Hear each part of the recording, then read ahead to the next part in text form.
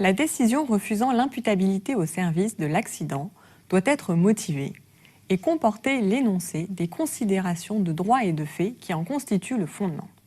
Elle ne peut donc pas se contenter de se référer à l'avis émis par la commission de réforme. Cette décision est susceptible de recours gracieux auprès de l'autorité territoriale et ou d'un recours contentieux devant le tribunal administratif dans un délai de 2 mois à compter de sa notification. La jurisprudence sur la question de l'imputabilité d'un accident de service est abondante. Un accident de service est un événement survenu à une date certaine, par le fait ou à l'occasion du service, dont il est résulté une lésion, quelle que soit la date d'apparition de celle-ci.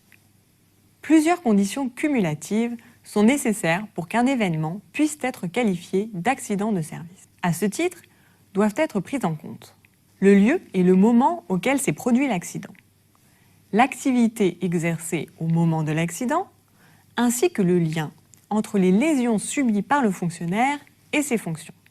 L'accident est un événement soudain et inattendu. La soudaineté de l'événement permet d'ailleurs de distinguer l'accident de service de la maladie professionnelle. Cette soudaineté favorise considérablement la reconnaissance de l'imputabilité lorsque l'événement a eu lieu durant le service. En effet, si l'accident est survenu au temps et au lieu du service, il est par principe un accident de service. Cette présomption d'imputabilité au service de l'accident, d'abord consacrée par la jurisprudence, figure aujourd'hui à l'article 21 bis de la loi du 13 juillet 1983 portant droits et obligations des fonctionnaires.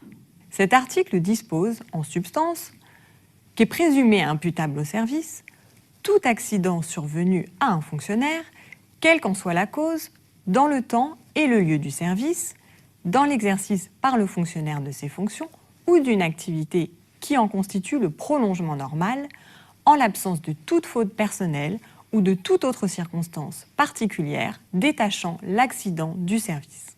Cette présomption n'est toutefois pas irréfragable. La qualification d'accident de service peut être écartée s'il est clairement établi que l'accident est imputable à une autre cause extérieure au service. Il n'y a donc pas accident de service si un fait personnel vient s'interposer et faire écran entre le service et l'accident.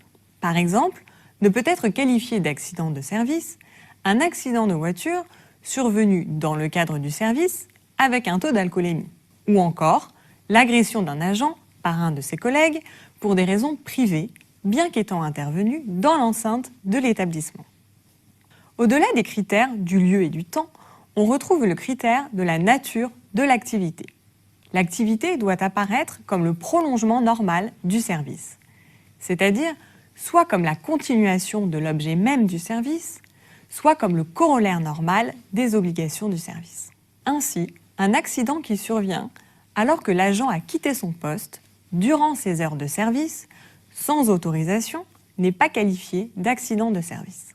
En revanche, la chute d'un agent survenue dans le réfectoire de son établissement alors qu'elle prenait son déjeuner a été reconnue imputable au service.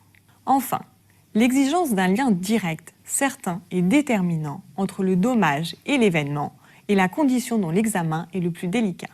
Pour retenir la qualification d'accident de service, le juge administratif considère que la lésion doit être la conséquence directe, certaine et déterminante de l'événement s'étant déroulé sur le lieu de travail. Le caractère direct, certain et déterminant du lien doit ressortir des constatations médicales. Autrement dit, l'événement évoqué par l'agent doit être, selon les professionnels de santé, la cause déterminante des troubles dont il se plaint. Pour autant, la circonstance que l'arrêt de travail soit consécutif à l'événement évoqué par l'agent ne suffit pas à prouver l'existence d'un lien direct, certain et déterminant. De même, lorsqu'il ressort du dossier de l'agent que les troubles de ce dernier ont déjà été observés avant que ne survienne cet événement, le lien ne peut être considéré comme direct et certain. Lorsque l'ensemble de ces conditions ne sont pas réunies, la collectivité peut refuser de retenir la qualification d'accident de service.